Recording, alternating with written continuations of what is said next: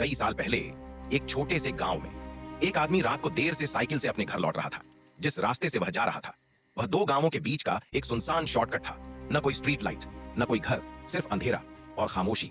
Cycle चलाते चलाते उसे रास्ते के किनारे एक पतला सा आदमी बैठा हुआ दिखाई दिया। वह आदमी बहुत कमजोर और अजीब लग रहा था। साइकिल रोककर उसने पूछा, भाई क्या हुआ? वह धीरे से बोला, मेरे घर वाले मुझे छोड़कर चले गए। उस आदमी को देखकर साइकिल वाले को दया आ गई। उसने कहा, आओ मैं तुम्हें रास्ते में छोड़ देता हूं। वह चुपचाप साइकिल के पीछे बैठ गया और वह आदमी फिर से साइकिल चलाने लगा। लेकिन कुछ दूर जाने के बाद साइकिल अचानक बहुत भारी लगने लगी, जैसे पीछे कोई बहुत भारी चीज बैठी हो। वह डर कर पीछे मुड़ा, लेकिन पीछे वही पतला आदमी चुपचाप बैठा था। साइकिल फिर सामान्य हो गई।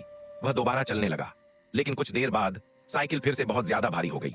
अब उसके दिल में डर बैठने लगा। खुद को संभालते हुए उसने पूछा, तुम रहते कहां हो? वह सिर्फ बोला, हम।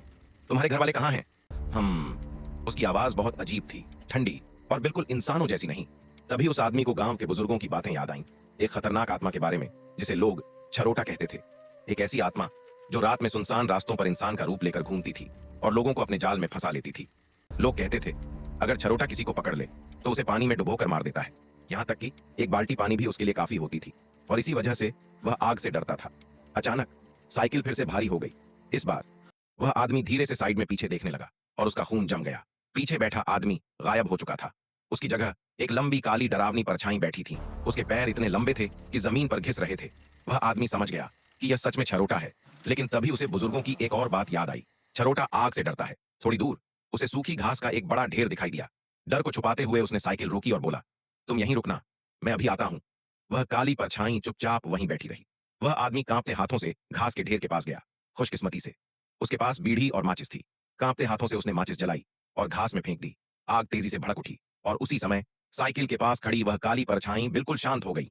वह आदमी डर के मारे उसकी तरफ देखने लगा और धीरे धीरे वह परछाई अंधेरे में गायब होने लगी। तभी पूरे सुनसान रास्ते में एक डरावनी आवाज गूंजी, तू बहुत किस्मत वाला है, वरना आज रात तुझे पानी में डुबोकर मार देता।